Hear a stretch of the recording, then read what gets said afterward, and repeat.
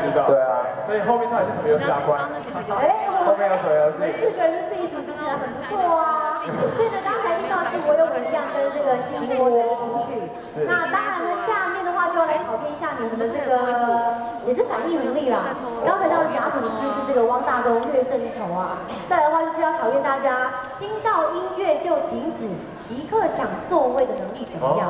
大风吹游戏。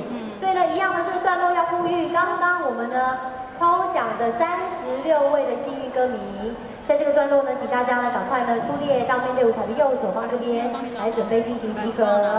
那当然呢，刚刚好像这个粉丝的集合情况，现在陆陆续续有在，还蛮良好的。对，还蛮良好的吗？好，看得出来哈，大家井然有序哈。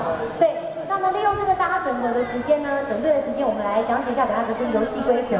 一样呢是指这个飞轮海呢4位，我们呢分1、2、3、4依序的上场跟大家比赛。那每一个人呢是跟9位歌迷进行对抗。等一下呢一样，椅子排开，听到音乐你们就开始跟着旋转，旋转。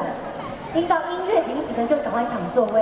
哦，对对对，你们一样是4个人分1、2、3、4。这该不会是传说中小时候常常会玩的大风吹？大风吹。大风吹的游戏，那一样呢，就是场上你们4个男生先分顺序好不好？1、2、3、4。好。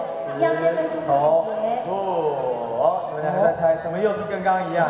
又一样。大东，我再给你猜。你是录还是拍？好，加我3人。所以第一棒是谁？第一棒是亚伦，然后2棒是3棒是高本，4棒是大东。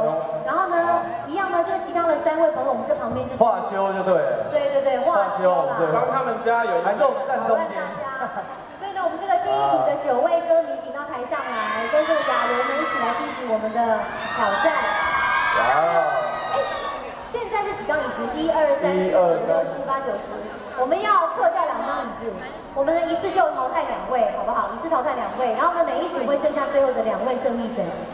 所以现在是1加9嘛，亚伦1个加上9位歌迷是10个人，我们先撤掉2张椅子，剩下8张，所以我们是要拿8个啦，1、2、3、4、5、6、7、8，你拿来第9个人。对，要1加9，1加9。中元节不要乱讲话。好，来。所以现在场上是1、2、3、4、5、6、7加亚伦是8个，8个的话，我们就剩下6张椅子就好了。对。如果呢，这个大家来不及完成报道的话，我们就视同弃权哦。还有人吗？第一组的 ，OK？第一组的亚伦组。